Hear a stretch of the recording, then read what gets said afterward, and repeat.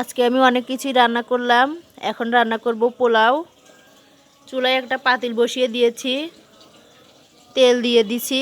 এখন আমি দিয়ে দেব তেজপাতা।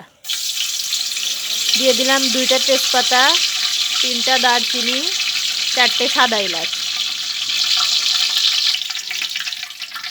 দিয়ে দিলাম কিশমিশ।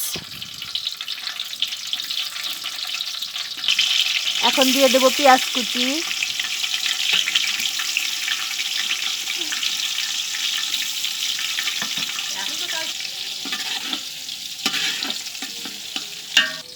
এখন দিয়ে দেব স্বাদ মতো লবণ।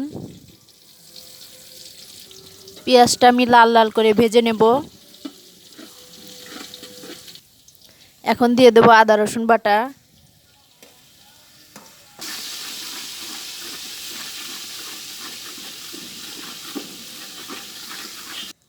এখন আমি পানি দিয়ে দেব। এখানে আমি গরম পানিটা ব্যবহার করেছি। পানিটা বলক উঠে গেছে। এখন আমি দিয়ে দেব চাউল।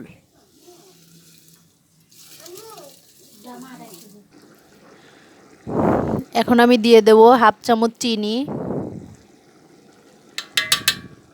এখন আমি একটু ভালোভাবে নেড়ে চেড়ে দেব। আমার চাউলটা প্রায় ফুটে গেছে। এখন আমি দিয়ে দিলাম লেবুর রস। পোলাওটা হয়ে গেছে।